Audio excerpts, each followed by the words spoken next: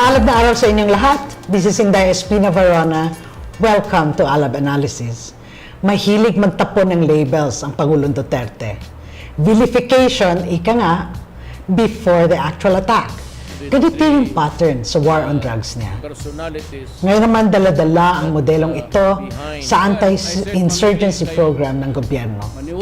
Pormal na naghain ng petisyon sa korte ang DOJ para mabigyan ng opisyal na bansag na terorista ang mga grupong komunista o di umanong grupong komunista sa bansa. May mahabang listahan na binigay sa korte, 600 plus names. Pero terorista nga ba? Ano ang terorismo? Sino ba ang terorista? Paano ba napoprueba na terorista ang isang grupo o isang tao? Kasama natin ngayon ang isang pinagdududahan ng gobyerno na terorista. Dating rebelde, dating political prisoner, dating lawmaker, and forever the journalist, Satur Ocampo. Magandang araw, Satur! Magandang araw, Inday. So, isa ka dun sa listahan na mahaba, no, ng alleged terrorists. No? So, nakita mo na, I presume, ang listahan nito. Describe mo nga, ano ba yung nakalaman doon sa listahan na yan? Well, parang halong kalama yan, ano? Doon sa 656 na nabasa ko doon sa, nakatala doon sa petisyon, 187 doon aliases at walang address, no? Tapos mahigit ng mga 50 yung mga political activists, human rights defenders, at iba pa mga legal personalities. Like you, who's always, you know, visible. Ina-assert ko yung legality ng personality ko. Pero kasama rin doon sa mga 35 na involved sa peace negotiation sa pagitan ng gobyerno and the National Democratic Front. Okay.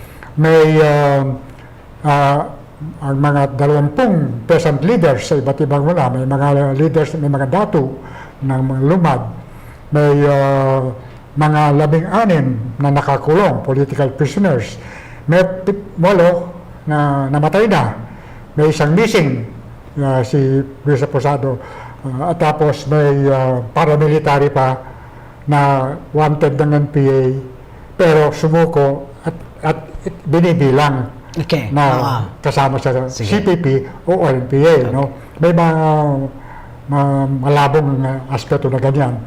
At tapos, sa dulo ng listahan, meron pang John Does and Jane Does. Ibig sabihin, open-ended yan, pero matagdagan. So, hindi mo malaman kung given ang lawak ng organisasyon na tinutukoy nila, no? That's everybody. Yeah. Practically anybody na, well, it's almost everybody. They've included the UN Rapporteur for Indigenous People, kasama yun doon sa mga Vicky Corpus, no? So, yung pagka-involved ng rapporteur, no, at ang reaction ng international human rights community, naglagay pa ng talagang alanganin ang posisyon ng Duterte government yan. Kasi talagang they defended the inclusion of the list of the UN Rapporteur. Anong sabi ni Harry Roque? Kasi galing sa military yan, nandun na active member raw siya ng CPP-NPA, NDF. Okay. Tama kasi nag-meet ni Peter Ong, yung siyang nag-file dito, galing sa ISAP at NICA, no? Yung intelligence arm ng security forces ang nag-build up dyan. Okay. Hindi pa parang, naalala mo yung si Duterte nagwawagayway ng listahan ng mga government officials, including judges, na kasama di umano sa narco war, at doon nga siya una nagalit kay Chief Justice Sereno. Dahil sabi ni Sereno, sandali, pinag-alalan namin yung iba patay na dyan. Yung iba have never even handled drug cases at all because they're in charge of family courts. So parang, listahang kubatsahanan? O what? Hindi naman niya, palagi lang dala-dala yun, pero hindi naman niya talaga pinapakita. Tapos meron siyang inaalis, meron siyang dinadagdag. Parang ganito rin ang gusto lang gawin. No? But what makes it dangerous? Okay, they filed the petition. Exactly what are they asking in this petition? Essentially, ang petition, tawag nila petition for prescription, no? Ipagbawal, ideklarang terorista at illegal na organization ang Communist Party of the Philippines at ang New People's Army. Yun yung parang respondent nitong petition. Pero tinukoy nila yung mga pangalan. Yung 7 na mayroong legal addresses, kasama na ako doon, na sinasabing among the officers of the CPP-NPA. And then yung iba pa doon, mula kay Joma Sison, Lizal Andor, etc., officers and members na walang fixed address except yung NDF office. Pero hindi sinama diyan ang National Democratic Front of the Philippines, no? Which is the entity officially holding or used to hold peace talks with the government. Yeah, representing the CPP-NPA and all other underground organizations. So, may ano diyan, no? In-specify lang ang CPP-NPA. Ang question ngayon diyan, dapat ang pasasagutin ang CPP or NPA.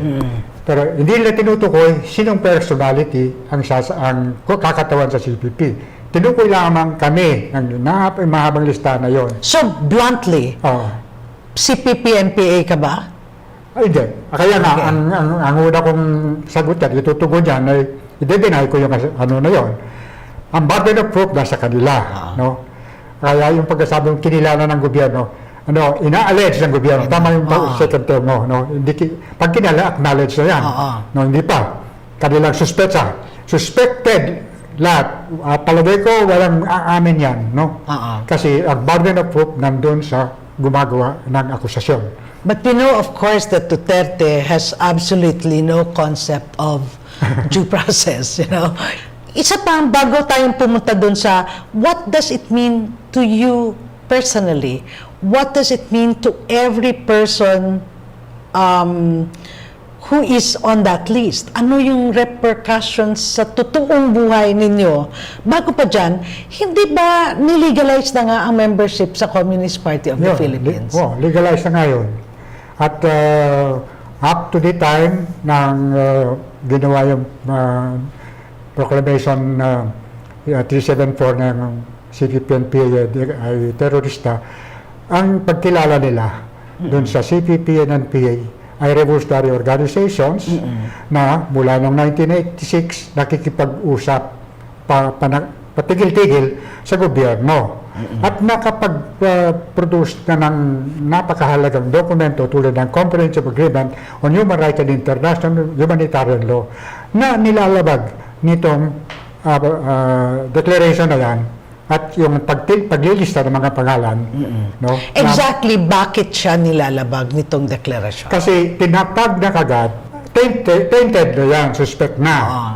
At tama yung sinabi mo kanina, dahil tinura na ng ganyan yan, operate na yung forces ng security na mga hagilap ng mga tao, yung names na nandyan, o kaya gamitin yung mga aliases, meron silang nauuliin, sasabihin ikaw to, yun yung ang panganib na inaharap ng maraming mga aktivista na itinuturing na nasa kaliwa. Okay. So, are you fighting this out in court? Do we still have belief in our courts given the hula-baloo? That is a big challenge, Kaya dahil in-include niya itong mga legal personalities, yung mga willing, ako yung unang nag-declare na lalaban ako dyan sa korte, ay magpapasya na i-engage ang DOJ sa korte nito. Hanggang yung proceeding nito, hindi naman ito trial, Hindi naman nangangahulugan dito na kung mag-succeed sila ma-declare CPP-NPA terrorist organization ay para may conviction. Because they need to prove every name on that list, right? Gagamitin ng predication of basis yun para mag-akusa bawat individual ng specific act of terrorism at dadaan sa regular trial. Ganun yan. Are they really going to use the Human Security Act on this? Because it's the HSA that kind of that came after all the world embraced the anti-terror war of the United States. Yes. Are they using this? Because ang taas ng penalty kapag 40 nagkamali ka, di ba? Oo. Pero, oo. Hindi, yung kasama, nasa Congress kami noon eh. Di ba? After the Batasan 60, Yes, ng rebellion, kami, na-absuelto, then ginawa ito on the urging of the US government. Ito yung tuntungan actually. Ang Section 17 ng Human Security Act, ang basis ng pagde-declare ng CPP-NPA as terrorist organization. At yung tinurang kong terms ay yung dinidefine yun. Actually, nung mapasa yung BAYAN and other pools, kinwestiyon na sa Supreme Court. Okay. The Supreme Court rejected it on the ground na hindi pa napakita na kung gaano result ka ng negative result. No? It is all a presumption na magiging ganito ba sa epekto. So you can actually raise it again. Ngayon, Because na sila ng there's a action, practical kami application. na inaakusahan, affected na kami, pwede namin i-question ngayon. Okay, so it was, that is one possibility. this mission on a technical ground that you can now raise again. Okay, sige, pag ano doon. We're going to take a short break for now and we're going to hear some news from ang nag-aalab ng mga balita natin.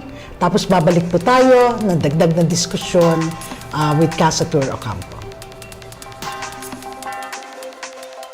Kinundina ng iba't ibang grupo ang pag-absuelto ng Department of Justice sa drug charges laban kina Kerwin Espinosa, Peter Lim at iba pang pinaghihinalaang drug lord. Ito'y sa kabila ng salaysay ni Espinosa sa kanyang 50 milyong pisong kita kada taon mula sa iligal na droga.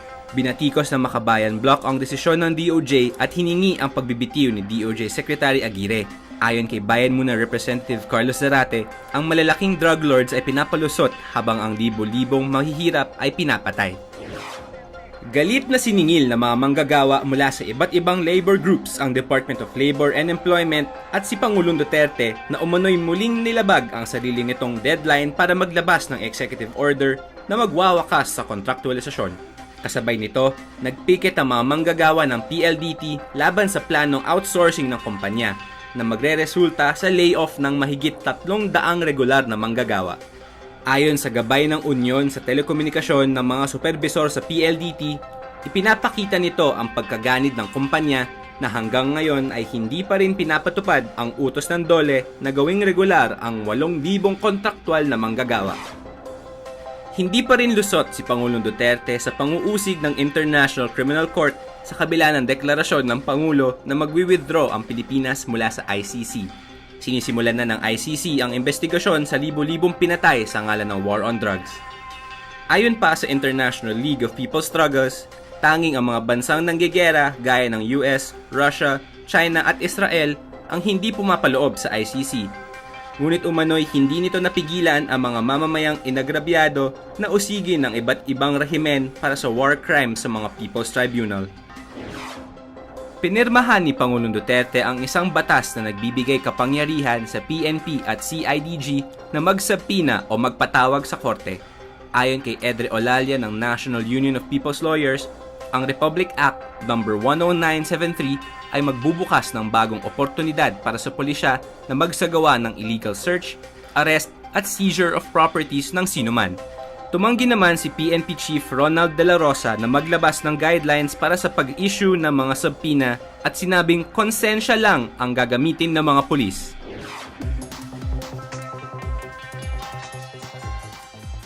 Welcome back to ALAB Analysis. This is Inday Espina-Varona and I am with Satur Ocampo and we're talking about the government's petition to declare the CPP-NPA a terrorist organization and several, not more than several, 600 plus individuals as terrorists. Okay. Why do you think is the Duterte government doing this now? I mean, matagal na kasing madali lang magsabing terorista ka eh. Malaking kapitalawa yan, di ba? Alam naman natin na inaatake nila yung both suspected guerrillas and of course legal organizations. That's not new. That's been happening administration after administration. But why exactly is it upping the ante, kumbaga? Why declare terrorist? Ano, what's prodding him? Why is he doing this? I think ako, convinced ako, meron itong kaugnayan dun sa itinakbo ng peace negotiations na siya mismo, nung electoral promise niya, na i-resume at tatapusin.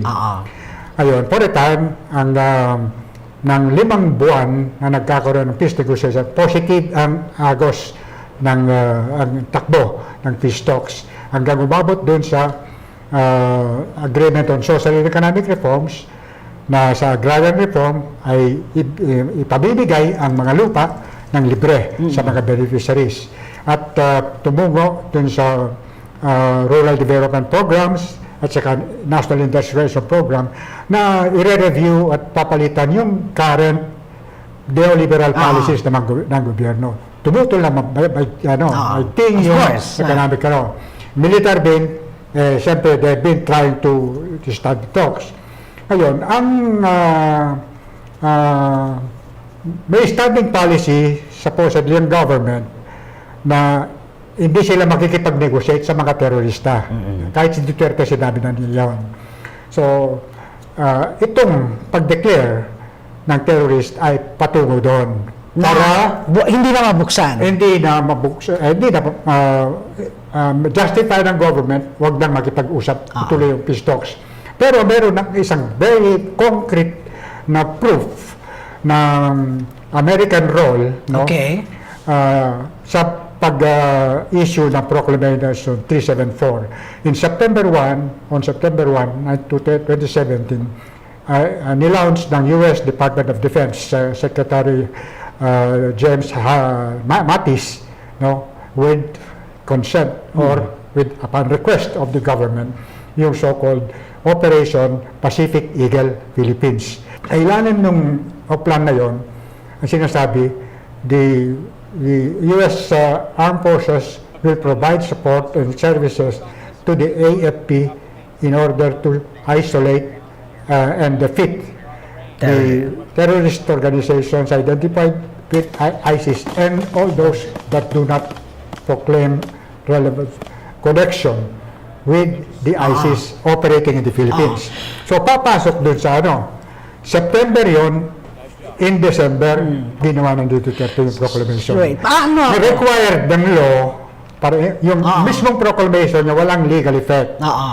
Pero kailangan niyang ang DOJ mag-file itong petition. Kaya ganyan ang ginawa. So, but what will the US get for it? Aside from, okay, we know that they hate terrorism, what in real terms do they intend to get in putting down their boots here and aiding the government with equipment that is going to kill people? Well, alam naman natin, alam din ng US na from the very start na tinayo yung CPP and then ang NPA, sa kanilang program, ang dineclare na number one enemy na gustong patalsikin sa Pilipinas ay US imperialism. No? At pag translate mo dun sa yung revolutionary program ng CPP-NPA at ng NDFP na yung general sa peace negotiations, napakalakas ng component na talagang tatanggalin yung batayan ng kanilang pakikialam militarily, politically, economically sa Pilipinas. Nananatili ang kanilang interest, particularly sa natural resources, mineral and otherwise, particularly sa Mindanao. Sinasabi ng mismo ni Duterte, at least in Mindanao, hadlang ang CPP-NPA dun sa development na ang biniblame ng CPP-NPA sa lack of development even on the lumad. Kaya sabi nga niya, ayun, ako nang bahala, ako nang hahanap ng investor ninyo. Iniisip niya yung mga palm oil na na sisira talaga sa kanilang kalikasan. Do you think that this list could herald actual attacks? Well, it is possible. given yung ang pareho ng sa war on drugs, sa consistency Duterte ng call talagang i-treat yung mga drug users, pushers na Subhuman. not human.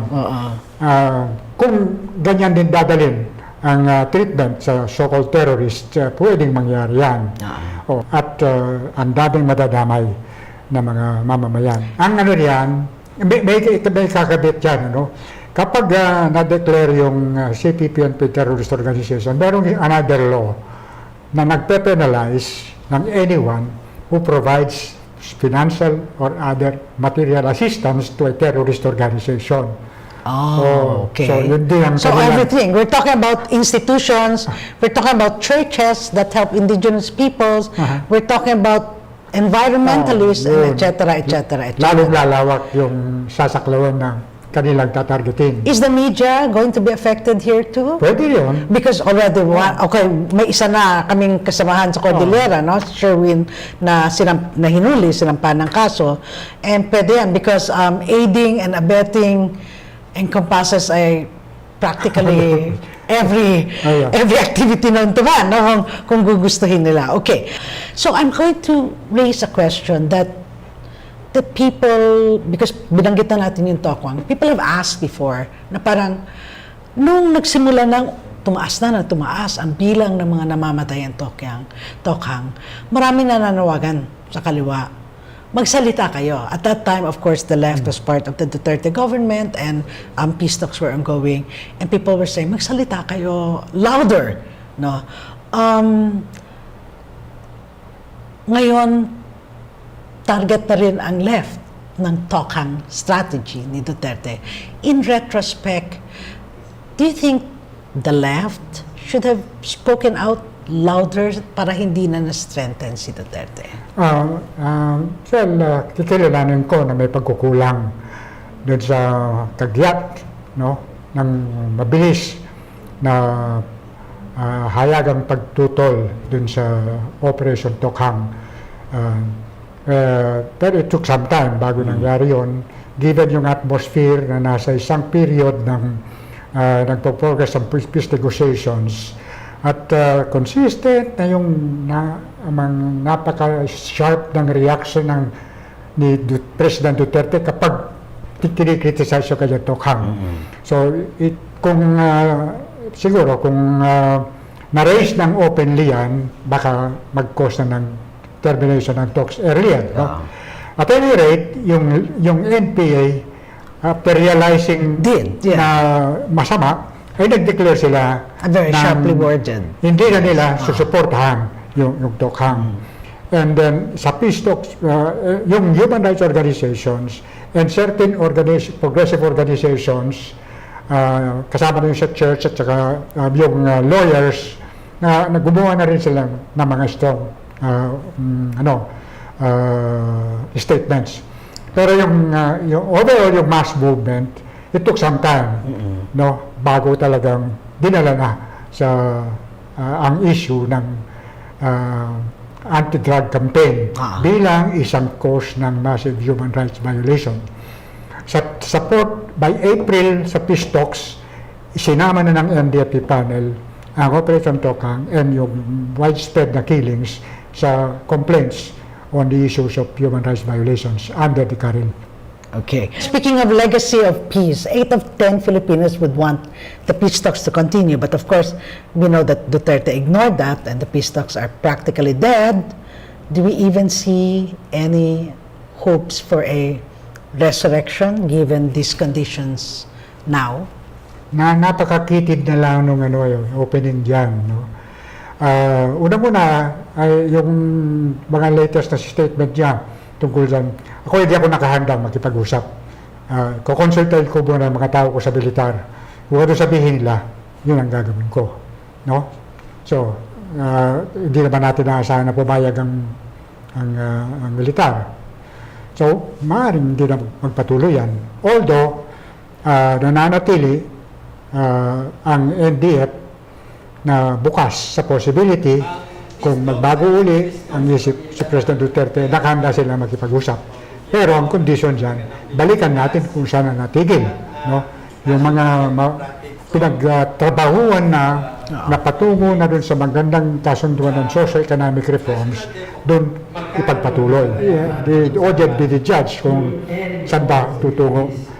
Pwede pa bang biglang magkaroon ng enlightenment si Duterte at bumalik sa kanyang pro-people na commitment? Yeah, that's a big issue. Babato na namin sa kanya yan. Okay. This is probably the toughest challenge in terms of all-out wars, no? Na hinaharap ng kaliwa. Of course, dati kay Marcos, but now we've heard reports of like the US sending drones, everything ganun. Kaya ba ng kaliwa to? Oh, kaya ng kaliwa. Ang nakakabahala lamang dyan ng the type of operations na gagamitin dyan. Kung gagamitin yung type of operations in Syria, Iraq, or Afghanistan, kahawa, ang daming mga collateral damage so-called, yung mga communities, mga lumad people in the hinterlands, ang maraming madadamay. Dapat pag-isipan ni Duterte yun, na pananagutan niya yung mga buhay na mawawala sa pagpursige ng from counterinsurgency to counter-terrorism laban sa CPP-NPA. Okay. Thank you, Satur, for enlightening us. Collateral damage, Iraq, Syria, at iba pang bansa. Alam natin si Duterte walang pakialam dito. Nakita na natin yan sa kanyang Tokhang at double barrel. Malamang makikita natin yan sa anti-insurgency. And just like Tokhang, if we see many innocents dead on the streets, we're probably going to see the same, in the name of anti-terrorism. Sana pag-isipan po natin yan lahat. This is one more episode of ALAB Analysis. We're going to see you next time. Si Inday Espina-Varona ito. Magandang araw sa inyo lahat. Pag-alabing ang balita ng pagsusunod.